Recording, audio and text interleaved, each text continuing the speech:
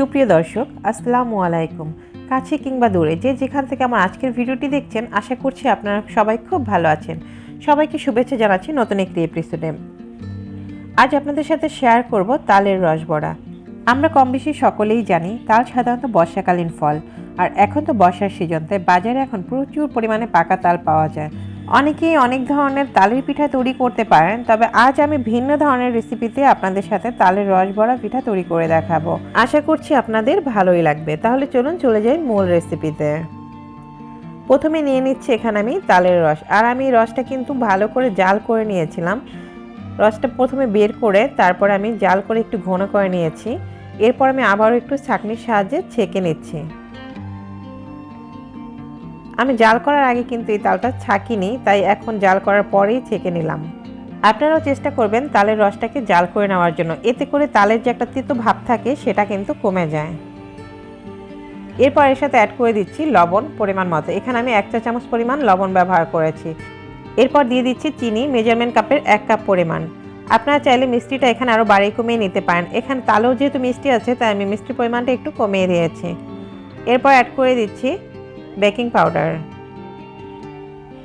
Baking পাউডারটা আমাদের পিঠাগুলো ফুলতে সাহায্য করবে, যার কারণে আমি এখানে বেকিং পাউডার ব্যবহার করেছি। এখানে 1 চা চামচ বেকিং পাউডার ব্যবহার করেছি।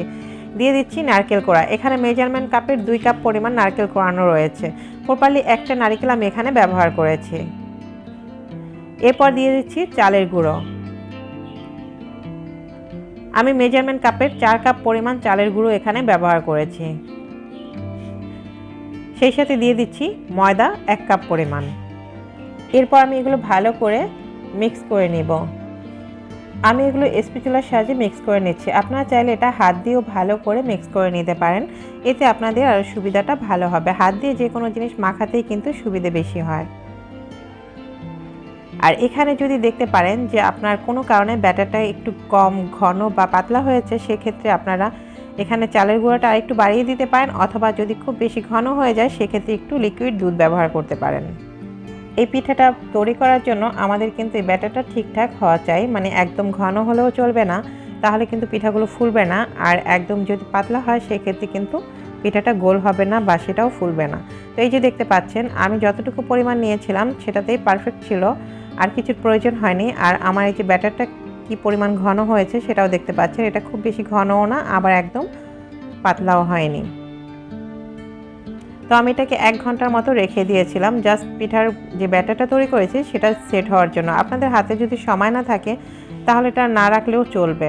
আর আমি এখানে যে চালের গুঁড়োটা ব্যবহার করেছিলাম সেটা কিন্তু ভেজানো চালের গুঁড়া ছিল। আর আপনারা যদি শুকনো চালের গুঁড়ো দিয়ে তৈরি করেন সেক্ষেত্রে এখানে সামান্য একটু গরম পানি ব্যবহার করবেন। এরপর আমি চুলায় 1 লিটার দুধ গরম করতে দিয়েছি। যেহেতু আমি আজকে রসবড়া তৈরি করব, তাই আমার দুধের প্রয়োজন হবে। আমি এটা দুধের শিরায় ভেজাবো। আর এখানে আমি দিয়ে দিচ্ছি মেজারমেন্ট কাপের 1/2 কাপ পরিমাণ চিনি, আর দিয়ে দিচ্ছি সামান্য পরিমাণ লবণ। যে কোনো মিষ্টি জিনিসে সামান্য একটু লবণ ব্যবহার করলে তার টেস্টটা অনেক গুণে বেড়ে যায় এবং মিষ্টিটাও ব্যালেন্স হয়, যার কারণে আপনারা চেষ্টা করবেন মিষ্টির মধ্যে সামান্য একটু লবণ ব্যবহার করতে। এরপর দিয়ে দিচ্ছি তেজপাতা, একটি তেজপাতা ছিঁড়ে নিয়েছি। দিয়ে দিচ্ছি এলাচ 3টা, আর দিয়ে দিচ্ছি 3-4 টুকরো দারচিনি। এরপর ভালো করে দুধটাকে আমি জাল করে নিয়েছি। জাল করে সেটা কিন্তু আমি একটি চুলায় রেখে দিয়েছি হালকা মিডিয়াম আঁচে। এরই মাঝে আমি চুলায় একটি ফ্রাই প্যানে তেল গরম করে নিয়েছি, আর পিঠাগুলো ভাজতে শুরু করে দিয়েছি। তো আপনারা চাইলে হাত দিয়ে ওগুলো দিতে পারেন, আর এভাবে একটি পলি ব্যাগের মধ্যে নিয়েও সেটা এভাবে দিতে পারেন। যেহেতু এই পিঠার মধ্যে নারকেল আছে, তো এটা শেপটা কিন্তু ঠিকঠাক গোলভাবে আসতেছে না, তবে অনেকে আরও সুন্দর করে এই পিঠাটা দিতে পারে। আমি এই পিঠার শেপটা অত ভালো দিতে পারি না। তো এই যে দেখতে পাচ্ছেন বলতে বলতে আমার কিন্তু একটা ব্যাচ পিঠা ভাজা হয়ে গেছে। আমি এগুলো তেল থেকে তুলে সরাসরি দুধের যে শিরাটা তৈরি করে রেখেছিলাম তার মধ্যে ভিজিয়ে নিচ্ছি। আর এটা কিন্তু খুব বেশি কড়া করে ভাজার প্রয়োজন নেই, যেহেতু এটা আমরা দুধের শিরায় দিয়ে আবার রান্না করব, তাই এটা যেভাবেই আছে আমি এটা কিন্তু মিডিয়াম করে ভেজে নিয়েছি। এরপর আমি হাত দিয়ে কিন্তু আরেকটি ব্যাচ দিয়ে দিচ্ছি।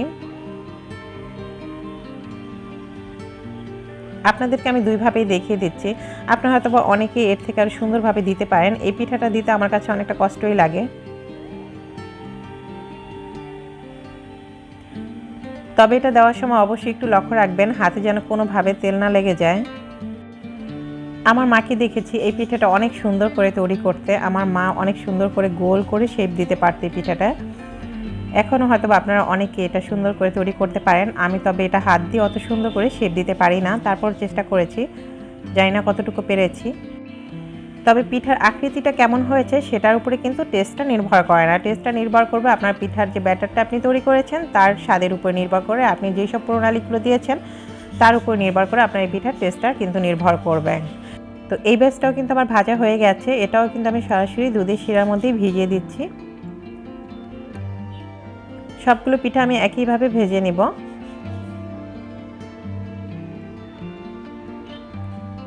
এই যে দেখতে পাচ্ছেন আমি দুধের শিরার মধ্যে কিন্তু সব পিঠাগুলোই ভিজিয়ে দিয়েছি।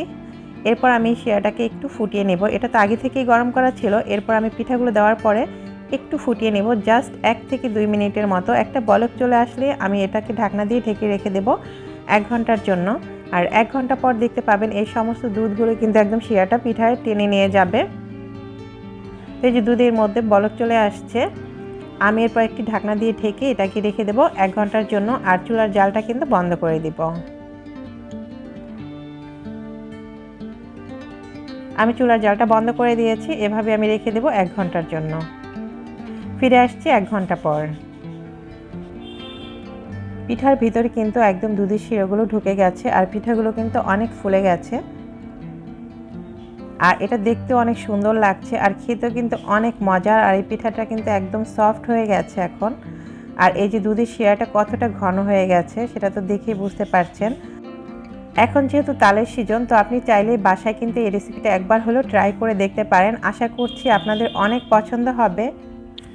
তো ভিউয়ার্স, এই ছিল আমার আজকের রেসিপিটি কেমন লাগলো সেটা কিন্তু অবশ্যই কমেন্ট বক্সে জানাবেন। আর যদি ভিডিওটি আপনাদের কাছে একটু ভালো লেগে থাকে অবশ্যই ভিডিওটিতে একটি লাইক দিয়ে দিবেন। আর আমার চ্যানেলটি সাবস্ক্রাইব করে আমার চ্যানেলটির পাশেই থাকবেন।